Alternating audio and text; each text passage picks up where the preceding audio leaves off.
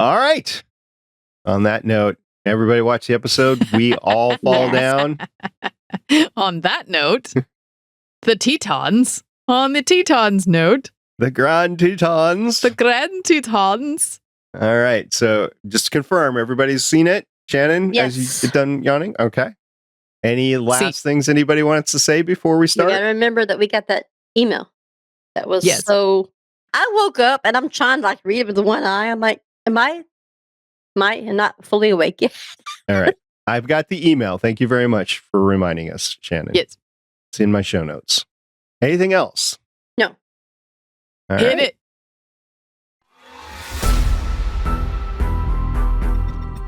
Welcome to the Artie's Attic Warehouse 13 Fancast, where a steampunk girl, a lifelong sci-fi fan, and a rocket scientist chat about the popular 2009 sci-fi series. There's never a dull moment with the agents dedicated to protect humankind from unexplained phenomena that manifest their powers in special objects. And there's all those friendships and relationships along the way. Grab a cookie while you can. Hope you don't smell fudge. Gear up with your Farnsworth, Tesla, and neutralizer, and let's have some fun by snagging it, bagging it, and tagging it.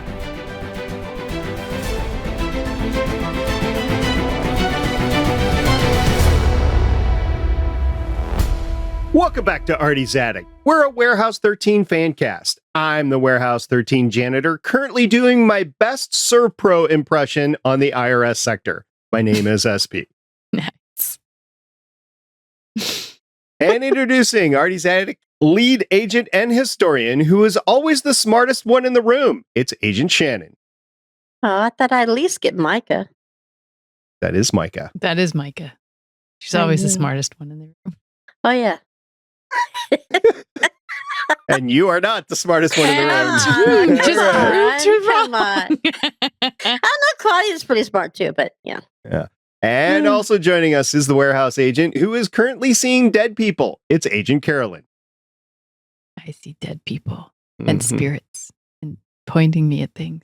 Or I got a auras. shirt that says I see auras. dead people, but I it see says dead people. genealogy at the end of it. Ah, Nice. I like that. I it's like play that. on words. Not see. It says I seek dead I people. seek dead people. Got it. All That's right. funnier. Corner could work that way too. Yeah. Okay. We are continuing our Warehouse 13 series discussion with the episode that premiered on Monday, October 1st, 2012. 7 years before a coronavirus disease caused by the SARS-CoV-2 virus devastated the world and affected nearly everyone through lockdowns and loss. I'm referring to the Warehouse 13 Season 4 10th episode, We All Fall Down. Bear was exactly Really? 4 months and a day old. Goodness. Wow. Do you think you watched this live or did you watch it recorded? Oh, I watched it live the first time. Okay. So the TVguide.com description reads, the team find themselves battling one of their own when Artie's obsession with the astrolabe reaches dangerous proportions. Carolyn, was this a better episode than the last episode? Oh. I don't know if I wouldn't go that far. I mean, Really? I thought it was. I thought it was a good episode. Yes. I thought it was a really good episode. I don't know if I'd say it was better. I thought it was still good. I mean, still sat over Lena, so it was really I thought hard it to was a get great over episode and a better episode than the last time because really we only had a conclusion of last week's episode. We only had a conclusion of where we were going and that she was basically it is concluded that we lost Lena, but that was all that was. Yeah. Probably last why I was week's still episode like, about. it was hard for me to, just as hard as it was for Pete and Micah. So Let me ask you ladies this. How is Lena's death different than Jinx's death? That's a good question. Just as violent. It is just as violent, and it was just as holy crap. And she volunteered to stay just like he did. He did. He did volunteer to stay. That's a good question. They both hit me just as hard because I loved both of those characters. So, but I think I was a lot more attached to Lena, which is weird because she's wasn't in as many episodes as Jinx was. But I love both characters. Oh, that's a good one. Let me ask you a different question. If Artie's actions are because he's under the influence of an artifact, but it's caused him to, over the weeks, over the months, react to what he's been under the influence of. And then he goes off and he commits murder because he's been using an artifact. Mm-hmm.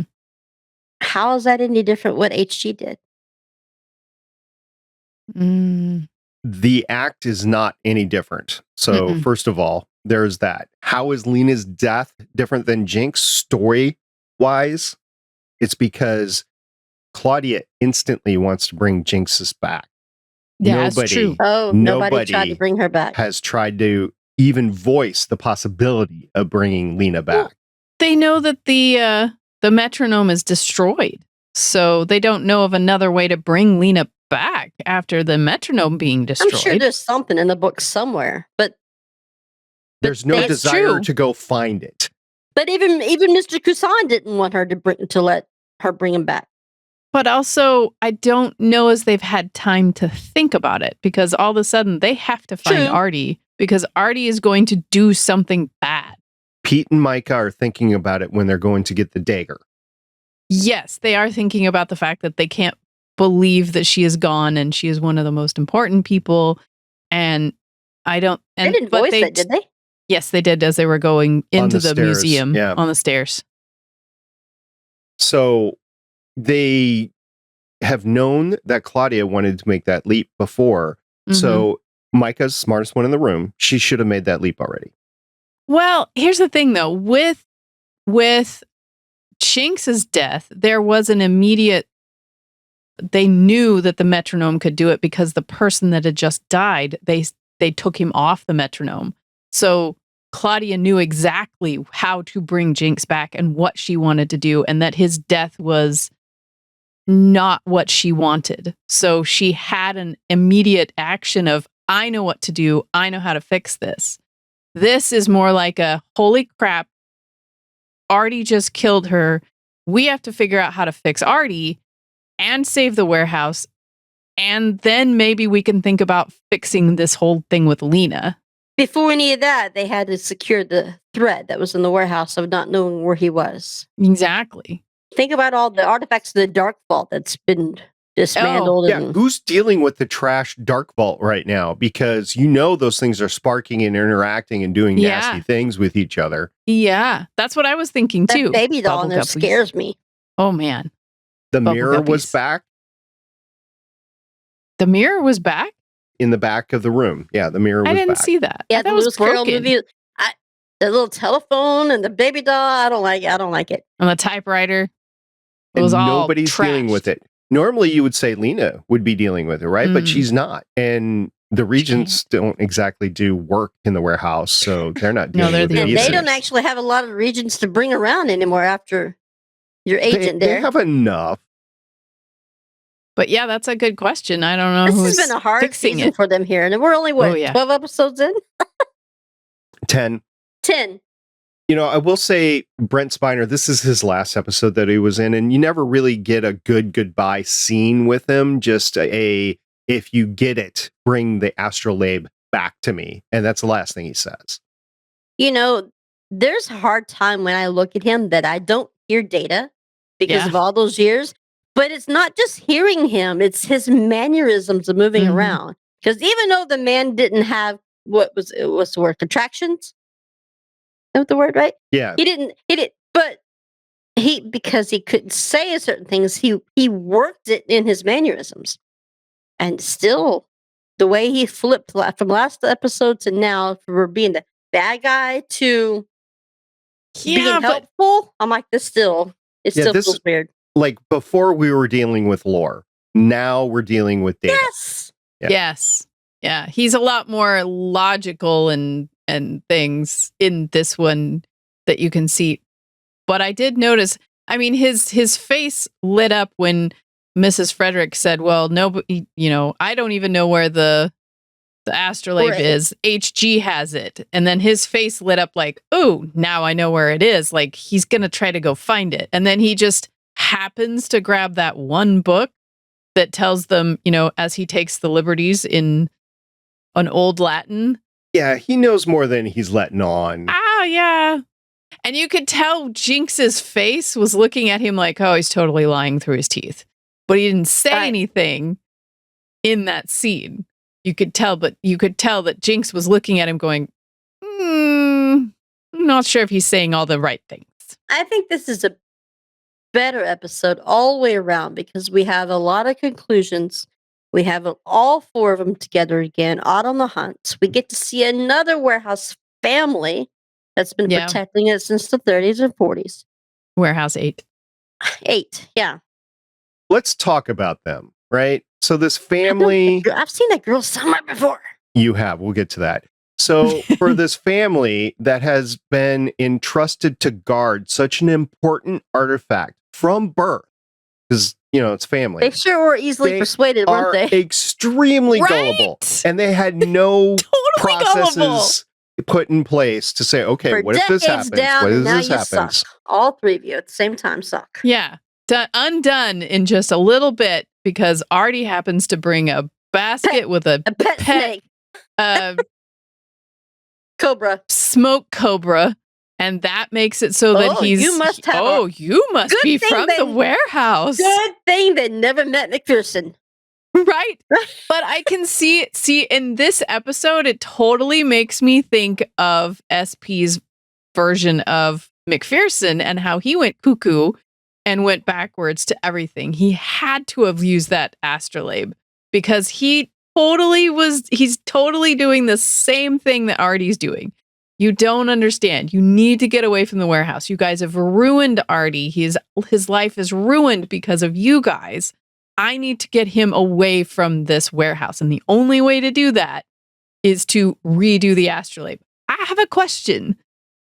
With the astrolabe. Just one? Yeah, right? Just a million, but here's the one. The astrolabe, what happens if you put it in one of the bags and make it snag bagged and tagged? Does it undo what Artie did? Or does it undo what Artie has done to his head? Like, does it go back and undo all of the things that somebody did with it? No. So you're just neutralizing the astrolabe is done. So it's inactive. It's not continually processing and expending the power out. But what happens if it has changed the world? So it's dormant. If you put it in a bag, it's not going to change anything. You have to use it again in order to set things back. If it's active. So if you gooed it, it wouldn't change Artie back? No. You don't think so? I'm just going with a story. You from being able to use it again. It's been neutralized now. That's why the neutralizer. Well, you could take it out and it could recharge and you could use it again. Yeah, you could still put all the pieces back together. As a matter of fact, this is an important note because I was thinking about it during our podcast before. Remember the one where the guy had the metal shard or whatever in his heart? And he gooed it. Neutralizing an artifact just makes it inert for now. Eventually, it will regain power. Right. Because you got to put a thing on the shelf. So you're going to continually inject this guy with purple goo so that the artifact... Yeah, exactly. Oh my God. So many bubble guppies. Bubble guppies. Now that you think about it, I have more questions. I know, right? That means nothing actually stays neutralized. It just stays long enough to be put in the bag. Part of that. I think what happens is when they neutralize it, whatever it's been doing has now been neutralized. But in order to keep it from doing that again, they have to put it in the dark vault or in the warehouse inactive so no one touches it again to make it. Because, I mean, that's what happened to the mirror to Micah. It was in the warehouse. It had been gooed before, but she looked at it with the flash. And there it goes again. That would be That'd be the same thing as saying that once they snag, bag, and tag it and they put it up on the shelf, Lena has always been the one that knows, like the Zeus's trident, right? That she knows which ones are going to fit well with each other. That goes Right. up this section, right? We need to move that one over there because Hare's not having a good time, right? Right. But it has to be on the shelf in its container, in its seated area, and then she turns it on. So I think that's another form of a neutralization agent because it's without the goo. Because it's when the artifacts act up or they've been knocked off the shelf. That's how they get a ping. That's how they get, within the warehouse. So within the warehouse, So there's another way for them to neutralize it while it's still sitting there on the shelf. Because those dodgeballs would just be going all the time. Right? They'd just be bouncing all the time and making themselves create. And now that in the Dark Vault, they have purple lights on them to keep them from doing whatever nefarious things they end up doing. So don't let Trailer play with the dodgeball. Oh my gosh. Or Could the you baby imagine? doll. Here, go fetch. Dong, dong, dong, dong, dong, dong, dong. Or the baby doll. Or the beetle for that matter. It's dangerous to have a dog in there. I know, right? Who let that dog in the warehouse? Shannon, your favorite family member, Anja Steinbruck, was the character's name. Her real name is Raja Kondraki. Wow. Well, she's got 36 acting credits since 1997, including one episode of Nikita, one episode of Lost Girl. This is the only episode of Warehouse 13 that she's in. She was in a couple of episodes of Good Witch, and that's where I probably saw her. 4 episodes of Winona Earp as Constance Clutie. That's where I've seen her. Okay. Well, that's where she's seen her. Tiny here. Okay, she was the witch. I probably saw her in Good Witch because I liked the Good Witch. What's her real name? Raja Kondraki. Rayyisa. Razia. Now, what's her character name here? Anja, Anja. They didn't move that very much, did they? Yeah. Well, I mean, she's German, so. So that's Clooney. Okay. The witch. Yep. I'll have to tell Sasha so she can. So that makes, I think, a total of 4 characters now we've seen that has also been in Winona. We'd have to go back and check. We did do a count with the Star Trek actors, and there's actually 7 total. There's 7 of them. 6. Yeah. Mm-hmm. So far. I don't know if we're going to get anybody else. The regent that had her hand burned real bad when they burned her. The girl you like killed her. That one, she Ashley played, Williams. Yeah. Yes, she played on Winona. She was a bad guy on Winona too because she was on the 4th season, and she was heavier set in Winona. But that's another one. So I remember you saying that. Mm-hmm.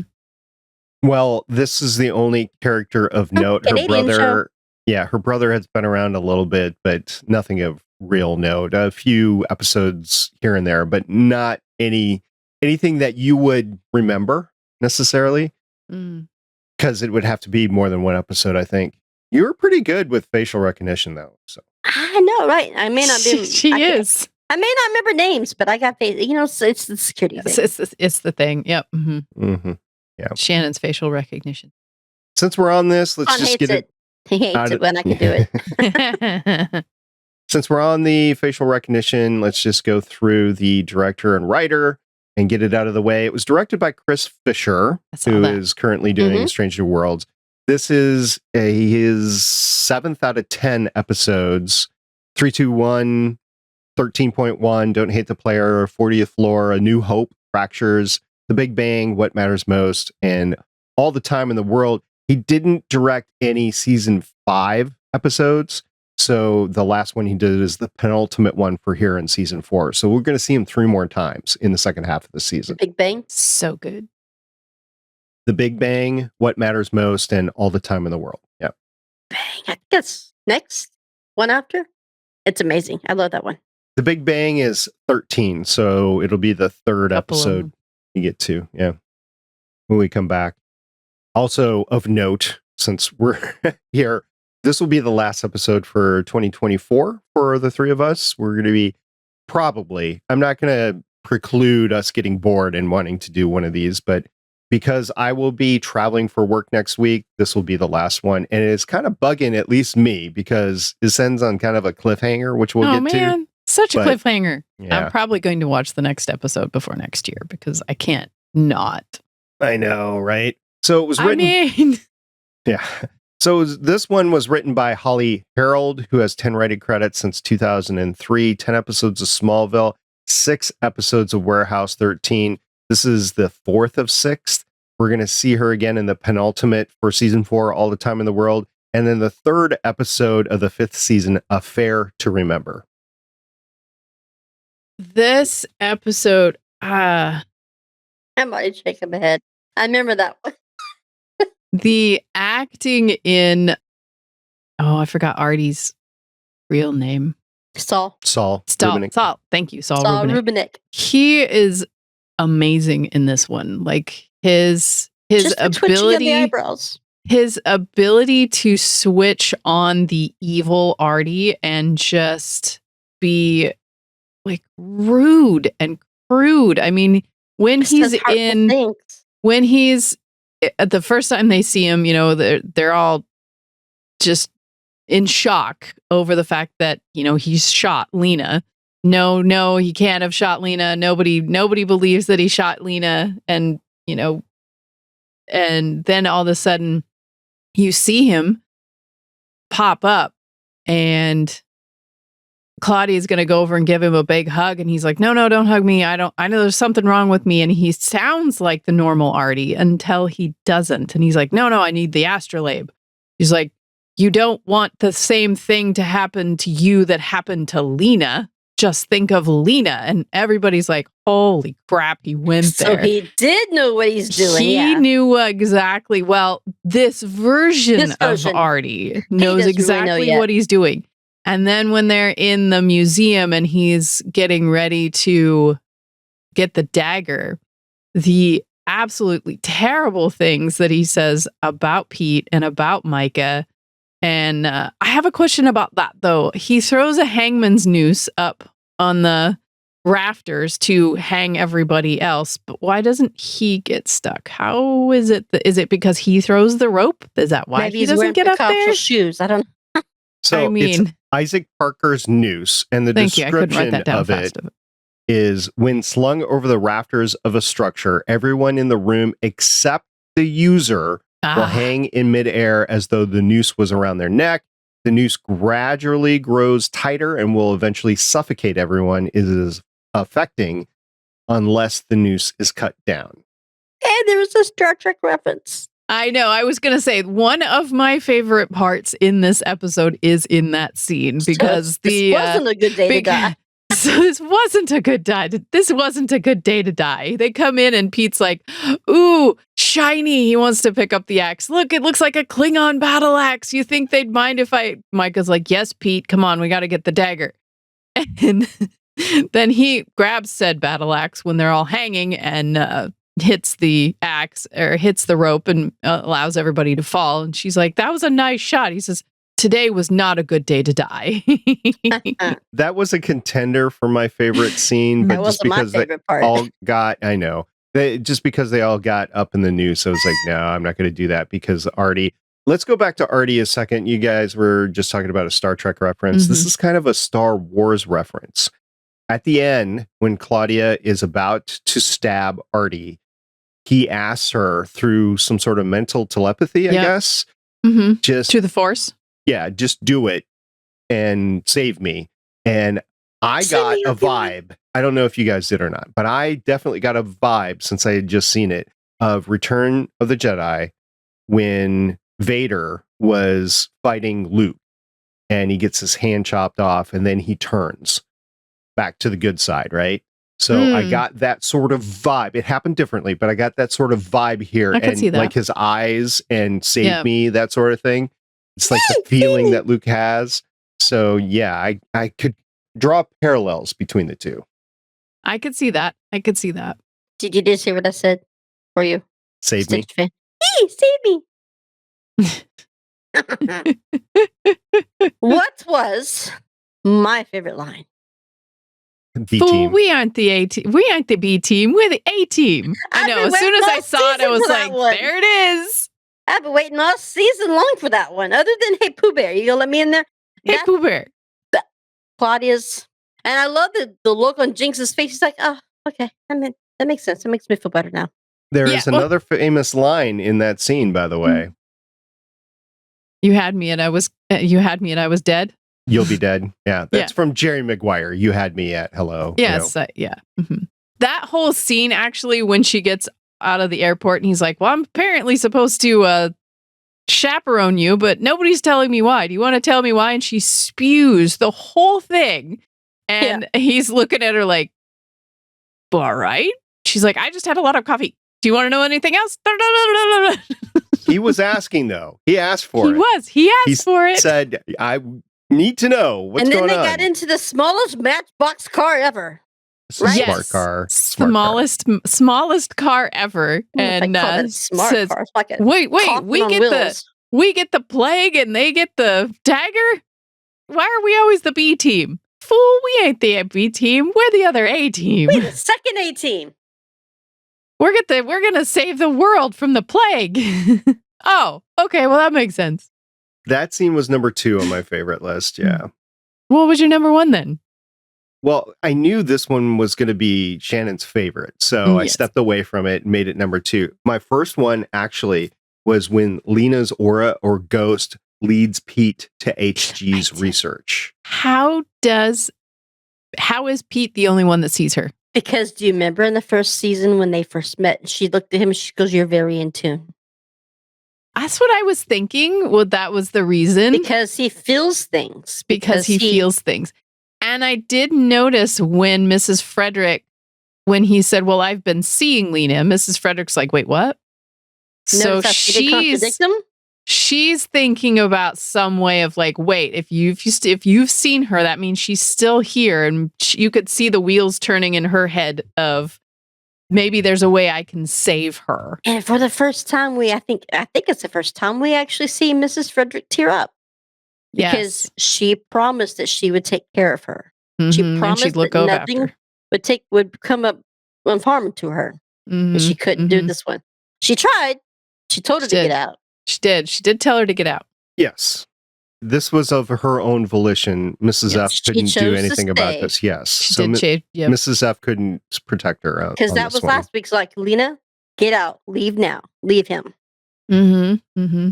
It was interesting to see all the artifacts that Artie did choose to use, like the barometer that gives him 47 seconds because he gets stopped by airport security due to Claudia and her trickery of Or the sand blower or glass blower or whatever that was. the glass blower and the noose. And what else did he use? He had the chimes. Oh yeah, the symbols, the finger symbols. There's the snake basket, the wooden animal carving, which was the spider web that exploded. Oh yeah, that Micah smacked with a board. Look out! Yeah, the barometer of the Eldridge, the glass blowing tube, Dutch Army punishment whip. The handlers become determined and introverted to point of suicide stored near the entrance of the torture section. So Okay. that He was didn't seen, use that. It was No, there. that Yeah. was seen in the torture section. You're Yes, right. I did see that. Yeah, because Pete's like, well, this is an interesting section for Lena got to to lead me find out. into. You have to find out there's a whole Roman section. That's kind of cool. Yeah. It's so Yeah. IRS. interestingly The enough, Holy Roman IRS, Century. Yes, the IRS. Well, there can't be anything good in that section. I forgot about the IRS section. And so I was like, huh. And I looked it up and it's true. So the IRS Quartum is what it's called, is the Imperium Romanum Sacrum, which is Latin for Holy Roman Empire. Warehouse 8. Yeah, Warehouse 8, Okay. which Micah says. Say the Latin word again. Imperium Romanum, it's Romanum, Roman. Okay. Romanum, and Romanum. Sacrum, Sacrum. That's the Scrotum. Latin. Okay. It's Latin for Holy Roman Empire. Holy Roman balls. Okay. I got it.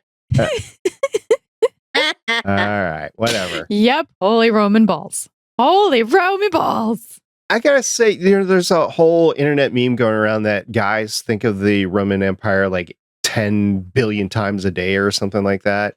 I don't think of the Roman Empire 10 billion times a day. You have not heard about this? I have not heard of that one. Oh, it's all over the internet. You can go ahead and search and you'll find. Yeah, it's... Well, listeners will have to tell us if they've ever thought of that. Girlfriends or wives will ask their husbands or boyfriends, how many times do you think of the Roman Empire? And they will seriously say, at least 3 or 4 times a day. Guys in general will seriously answer this. Yeah, it's not a joke. I've never asked that question. Why? Because you want to be like them, or you wish you were stronger men like them instead of the that we have today? That's possible. That's possible. You know, he just called you number one. Because on the plane ride, right before I went Thursday, I downloaded it. They've got this thing on the National Geographic. It's like uncovering or whatever archaeologist digs for Rome. Mm-hmm. And I downloaded it. I'm watching this on the plane. But I guess women are just made differently because we're not thinking that. Unless you're talking about, Spartacus, baby. But that's Jamie. So I don't know if I was thinking of the guy. Spartacus. And Lucy. So, and then there's Gladiator, and then I'm still not thinking. I just think about how it all fell down. It would be the one thing that I would be thinking about. Because it's just whatever. They were very powerful for a little bit, but. And then it's hard for me to think about that. Caesar in Xena, which is Carl Urban, by the way. Yeah. Oh my God, it is. I know, my God, right? that's funny. Bones. Yeah, so. Damn it, Jim. I'm a doctor, not a Roman Empire. By the way, since we'll get back to the artifacts, there was a podcast that was associated with Warehouse 13, official sci-fi podcast. And Jack Kenny was on it for this episode. I think it's important to note the pearl necklace that Mrs. F wears. It was mentioned in the podcast for this episode by Jack Kenny that this is the artifact responsible for Mrs. Frederick's ability to pop in and out of rooms. What? The method was not explained, and it's unknown how this ability was transferred to Claudia. So, spoiler, right. Claudia becomes Mrs. F, basically. Becomes the pearl. Or why Irene could not teleport while somebody else was caretaker. Paralysis. I think that's a future episode. The pearls get transferred over to the next person. Kind of like the bracelet onto Pete's mom. Bracelet, yep. Yeah, kind of like the bracelet. You know what? After all these seasons and after all these years of watching, I've never asked, we've never talked, it's never been talked about how she does what she does. But that would make sense because she's always been those pearls. Yeah, she is always wearing those pearls. That's cool. Jack Kenny, and Jack Kenny does make an appearance in the show eventually. A little spoiler there too. That's he does. He's in season 5.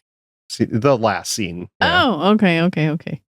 Where Claudia does amazing in that. Yeah. Claudia's in the scene as well, yeah. But we're not there yet, so I did like that in the beginning where Mrs. Frederick and everybody's like, giving up on Artie, and Claudia's just like, no, he wouldn't give up on us. He's been whammied just like we've all been whammied. We have to figure out how to fix him. And Jinx is coming back. Well, nobody's giving up on him. We just have to figure out what we can do. And later on, you see Jinx and Claudia looking for Warehouse 8's storage space so that they can grab the Orchid before Artie does to release the sweating sickness. And, well, what have you found out? Jinx, you're really bad at lying. For a guy who can see lies, he's like, yeah, you've told me that before. She's like, well, we haven't figured it out. She says, well, nobody thought we could bring you back from the dead either, but we did it. So there's got to be a way. So you see Claudia's determination. I think Claudia would be the one, if it wasn't Artie that she had to save, I think Claudia would also be the one that would be trying to figure out a way to bring Lena back as well, because she definitely has the brain of trying to figure out those things to bring people back or to fix things. So if it wasn't that her brain was completely focused on Artie, that I think she would definitely be focused on Lena as well to try to figure out how to bring her back as well. I like the moment she realized that the prophecy was coming true, that she was actually going to have to stab him. But then at the very last second, she figured it out, which I don't think everyone else in the room got to hear her say and figure out, I've got to kill it. I got to get it out of him. So you got to die in order to come back. I cast you out. And she did have to stab him. Micah figured it out before she did. You think? The smartest one there. She's the smartest one in the room. She's the smartest one in the room. Yep. Yeah. And Pete's just a dancing monkey. Carolyn, what was your favorite scene? Well, those two were, I think, my favorite scenes. I don't know if I had any other ones because Those two. When Jinx picks up Claudia from the airport and that whole scene, and then Pete saying, today was not a good day to die. Those two, I think, were my favorite scenes. I think those were definitely my favorite scenes. The rest, it was really hard. It was hard to watch a lot of the things, especially Artie being as cruel as he was, even though we know it wasn't our Artie. Like Micah said, that's not our Artie. He knows how to push our buttons, as Mrs. Frederick says. You know, he is a formidable foe. He knows you and he knows the warehouse. So this is going to be a battle. And the last thing we see is Claudia stabbing Artie and the Orchid falling to the ground and this dark cloud getting sucked into their lungs and then going throughout the world. So he tried to save it. He couldn't. He did. He almost had it. Well, he did catch it. It was just not going to survive. So here's the question. How, in the first place, they were talking about how China sent this to, the West or something like that, Europe, so that they would stop pressuring them. And the sickness stopped when warehouse agents snag, bagged, and tagged the Orchid.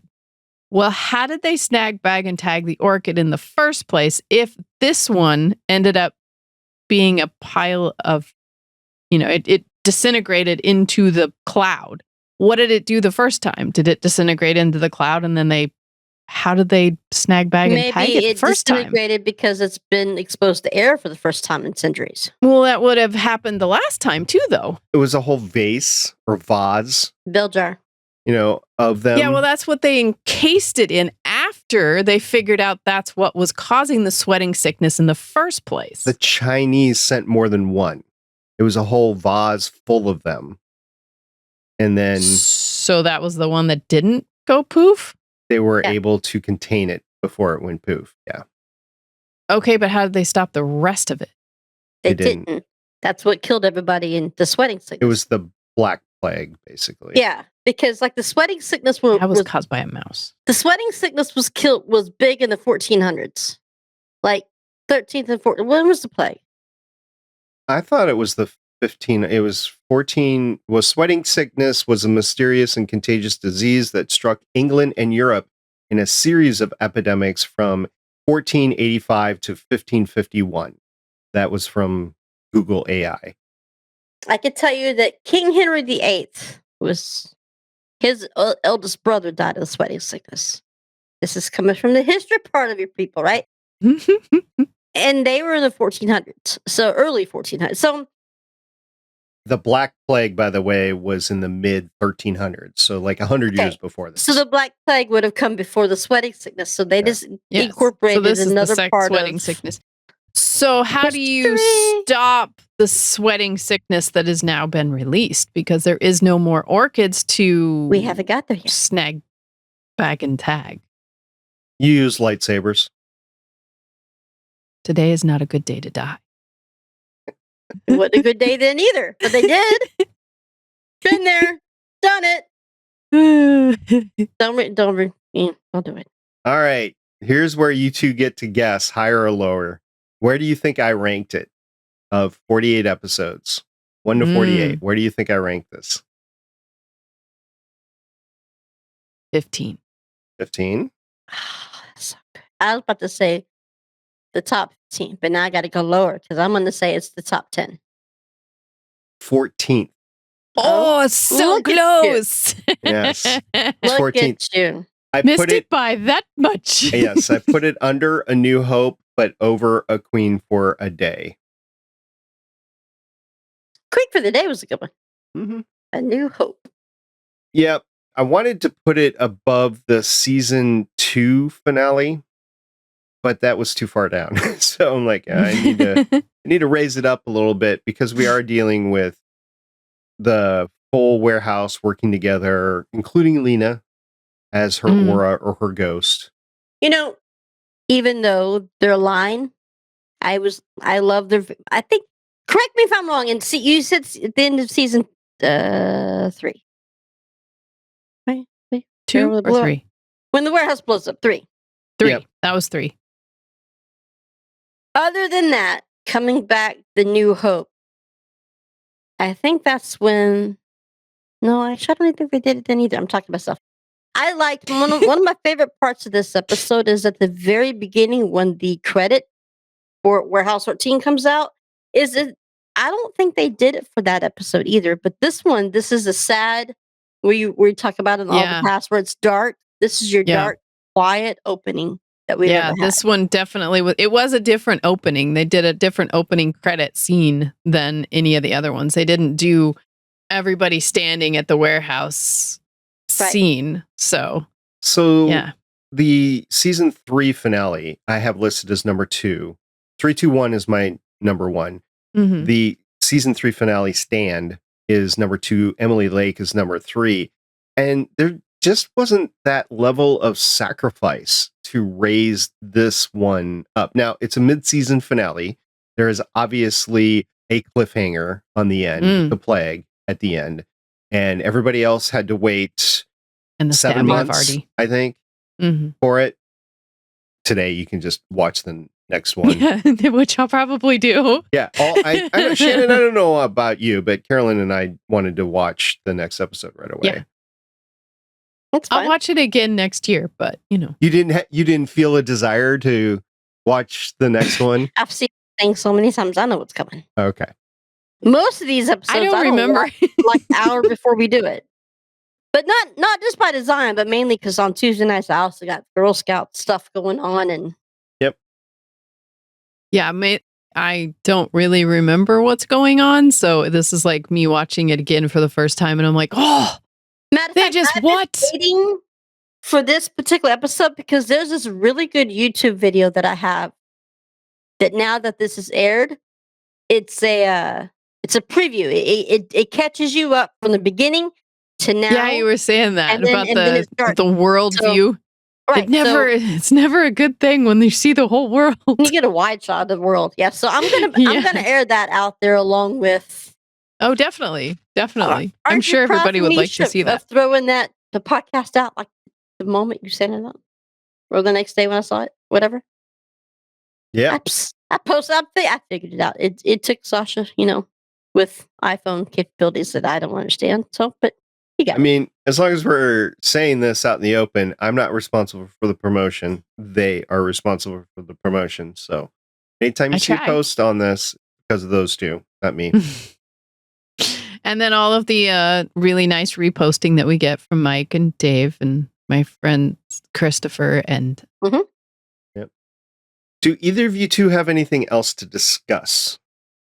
I thought it was funny when they were in the museum and they're about ready to get Micah and Pete. They're about ready to get the dagger and they see Artie and Pete goes, "Artie, old bean." I thought that was funny. Bean. Artie, old bean. Shane, you got anything? No. We're not the B team. We're the A team. That's the best line. So since y'all brought up the wonderful audience that we have that repost your posts, like your posts and stuff like that, we did get some feedback. Rob sent us an email again. Yes, Shannon got it and she sent it to all of us. So thank you very much, Shannon. Thanks, Rob. So which one of you two is going to read this time? You. You're better at reading. You're the janitor. Me. All right. Yep. We're going to have to take this in stages, by the way. It's a rather lengthy email, which is really cool, but Yeah. we're going to respond to it as we go along. So here we go. Appreciate you, Rob. Yeah. Appreciate you, Rob. Hello again from North Carolina. You were disappointed when you didn't have any mail to read last show. So here you go. Woohoo! Yay! I must really like your podcast because I rarely write into a show, let alone 3 times. We appreciate you and we love it. I like this episode with the 4 different story arcs going. Micah and her sister, I think, are the best. As soon as she showed up at the door and hugged and got a shock, then the eye glow, it made me laugh out loud. Amy Acker was great. I just started watching Person of Interest, and when I first saw her, it took me a second to realize that was Micah's sister. She plays a great wacko. Then I heard you guys talk about her, from gooing the clothes, to the Drano, to the fight. I love the fight. I'm a Secret Service agent. Is that Pete your work husband? The hair, and so on, LOL. Yeah, I gotta stop there. That was really cool. Watching Amy and Joanne act Person together. Of Interest. Yes. That was such a good show. Really, really good show. Joanne should have been on Person of Interest as a guest at something. That would have been cool. Yeah. Along with Sarah's side. Oh, I'm having dreams. I was just thinking that too. The 3 of them on screen at the same time. That would have been amazing. Right? Yeah. I've met everyone except Joanne. I've met Joanne. Shush. Okay, we're going to go on with Rob here. Pete and his ex-wife Amanda was very good. Also very touching, Pete and Amanda's interaction. How much of a different man he is now compared to when they were together. I don't swing that way, but yeah, Pete was looking buff. Yes, he was. I don't know if you know this, but a lot of actors, when they have a scene like that, will pump iron for a while to get themselves pumped up for the scene to make them look better. Okay, I'm going to stop there. Yes, Rob, totally get it. If you are going to do any sort of shirtless scene or skimpy clothes scene or whatever, doesn't matter, woman, man, what they will want to do is do some sort of exercise to get their muscles popping out, but they have to time it so close because you only have so much time after you've worked out before your muscles start to relax. And then they use baby oil. Yeah, I mean, Chris Hemsworth and Thor, the amount of things that he had to do and the amount of calories he had to eat and all of the things. He definitely had pumped up. He was definitely pumped up. I mean, you could be in the gym for 8 hours a day, and unless you're doing all the other things correctly, like getting the good amount of sleep, getting the good amount of protein, which is if you've ever been on the gain cycle of weightlifting or body shaping or whatever, getting the correct amount of protein is, you think, insane. Oh no, I could just eat a couple of chicken breasts. No, it's not a couple of chicken breasts. You have to eat like 15 of them for one meal. It's and spurt gone throughout the day too. You have to like fuel your body throughout the day. Like every couple of hours, you need to eat more protein. Bear will starve. I swear. Have you ever seen The Rock's cheat day? He does them every like 3 to 6 months or something like that. He'll work out, and then he'll have a cheat day. When he has a cheat day, oh my gosh, he'll eat like 6 to 8 pizzas. He'll eat like these ginormous steaks. Just go on social media and I find need his cheat days. Yeah, wish they didn't affect me as much as they didn't. The Rock's cheat days. Yeah, it's just the amount of calories he does in a cheat day is just amazing. Can you imagine from going to very rigid diet and then all of a sudden nasty things that your colon hasn't dealt with in a while? Yeah, I haven't seen him with a cheat day recently, but I don't follow him religiously. I don't think cheat days are worth it anymore. Yeah. Oof, no. I like to stay out of the bathroom. I mean, I had clam chowder for the first time the other day. That was not worth it. Had some chowder? Was it the New England chowder? No, or was it was Manhattan? It had lobster and shrimp in it. Okay. Was it white or was it red? White. Okay. It's New England. You had the chowder. The chowder? It did bad things to me, so never again. Oh. I was too much in cream. downtown Boston earlier this year. No dairy for you. And I had my choice between a lobster roll and chowder, and I had the lobster roll. I don't regret it, but I do like a good chowder. Okay, please continue with his email. Okay, continuing on with Rob's email. Claudia and her brother, Mrs. Fredericks and Jinxie, with the Brotherhood was also excellent. I would go into detail, but this email was long enough already. It's okay, we like long email. Yeah, go ahead. As long as you want. But the unraveling of Artie was the cherry on the top. Saul just did such a great job. I agree with you guys about Lena's story arc and killing her off. Yes, I would have liked to have seen her a lot more. I think her abilities, they really could have used her in many episodes. Yeah, okay. She was hot. She was hot, but also I think the character's abilities were misused or underutilized. Underutilized for sure. Yeah. For sure. Okay, the last paragraph here. All the actors on that show are very good, but they can't do it alone. It's the writers that put the words in their mouths, and this series has always had some excellent writers. And I think the chemistry between Micah and Pete is some of the best on TV then, or wait, do I smell fudge? Oh, shh. Oh, no. Oh, Rob. snap. I hope you're okay, Rob. Don't be smelling that fudge. That's not okay. You need apples. You need to smell apples. And you Don't be need to smelling the snag, fudge. bag, and tag, whatever that was. No That's fudge cute. for you. Thank you, Rob. Thank you. Yeah, that If was awesome. anybody else wants to send us an email, we will be checking the email in the off season. It is warehouse13fancast@gmail.com. That's warehouse13, the numbers 13, fancast@gmail.com. Yeah, you can catch up to all of our funny antics and then give us some good feedback. Yep, absolutely. So It's on YouTube too. If you haven't watched us, you really should, because we're all kinds of funny on YouTube too. Yeah. So you can be looking Then you at can see our faces funny like I'm looking faces. at all day long. So next time we get together, which should be the first week of January, we're going to be Mhm. going over Warehouse 13, Season 4, Episode 11, The Living and the Dead. And Shannon, here's your favorite question of the episode.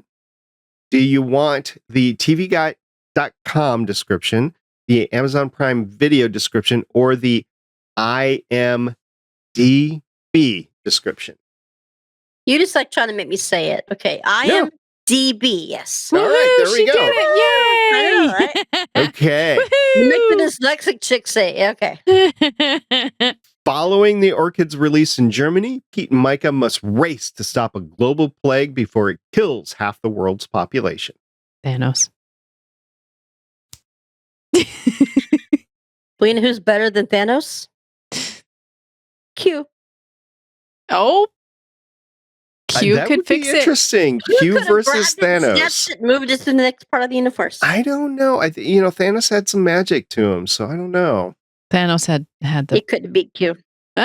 Thanos had the stones. Nice one. Nice one. That was not even planned. Well, let us know. What do you think? Could Thanos or Q or Artie win in a cage match? The only thing Mm. Artie wins is the eyebrow contest. Him and Well, his, can Artie use all the artifacts in his satchel? Yes. If Artie can use all the artifacts in his satchel, then I would say that Artie will win hands down. Because Thanos, he can snap his fingers, but it might not necessarily affect Artie. yes, but he could make it. But can Thanos make it into a Merkle? A Merkle? Merkin. I just know that in the Star Trek universe, Artie was the collector. So he's got some things going for him. And the Does, little hat that does. he wore. Little. And his sandwich. And his eyebrows were brushed or something in Star Trek. I think they shaved him off. Did he still have his sandwich? They Probably. have replicators up there. It doesn't matter. All right. I did not see any food in this episode, by the way. Did anybody see any food? No, I don't think. I want to say Pete was talking about food at some point in time, when but is he not? But he didn't eat anything. yeah. All right. Well, that's it for this episode. It's been fun. It's been a really fun 2024. I'm looking forward to finish Yes. this off in 2025. And then we'll discuss what we do after that. But we do have 16 episodes left. There's 10 episodes left in the second half of season 4, and then 6 episodes with the season 5. Goodness, I wish they made seasons like they used to, right? 20-something episodes. 20-some episodes. I actually, when they started changing and the American streaming seasons became more like the BBC seasons or series is what they call them over there, I was okay because the BBC series were so tight all the time. I was like, yes, we're going to get tighter shows because all of the episodes that were meaningless. It's just like, it's not part of the story that I want to see. I don't think that a 22 or to 26 episode streaming series could survive. Probably not in this day and age and people's attention spans. People's attention spans are definitely a lot less nowadays. If it's more than 8 episodes, people are usually like, man, I'm done with the series. Think about technology. Think about what I got today. Like back in 2012, we didn't have the capabilities of cell phones. Like, I mean, we had them, but not like we have today, right? Right, yeah. And now we can stream all of that on my new iPhone. But I couldn't imagine not having the latest. Can you imagine having an older version trying to get all those 20 episodes out? Well, yes, but there's also we're in the TikTok generation. They like 5-second intervals, immediate gratification. They don't want to wait 22 episodes for an arc of a season. They want to have it in short little bursts. They want to be able to watch it in an afternoon and move on to the next show. Yeah, this season alone, the first half of it wouldn't stand up because it was at least 4 episodes too long. Which is why old giants like us keep coming back to, box sets. Which is why I keep coming back and watching these things and Stargate and Farscape and... and The Americans. Torchwood. I haven't watched that yet. Orphan Black. That's another one. All right. Well, that's all I have for 2024. You guys good? I'm good. Happy holidays, everyone. Hopefully everybody has a really great, happy holiday season. 2024. Yeah, send us some emails. We'll talk about it when we return. All right. Absolutely. Until next time, I'm the Janitor SP. The Sci-Fi Girl. I'm Ocean 363. Bye, y'all. Bye. See you next year. Thanks for joining us for an episode of the Artie's Attic Warehouse 13 Fancast. You can find all our episodes at warehouse13fancast.com. If you'd like to contact us, you can hit us up on our email at warehouse13fancast@gmail.com. We are a part of the Lone Wolf Podcast Network. You can hear more of this cast and other shows like it by checking out lonewolfpodcasts.com. The intro music is Sci-Fi Hybrid Intro by Soundmake, and the outro music is Science Fiction by Tunes to Go. Both were purchased on pond5.com.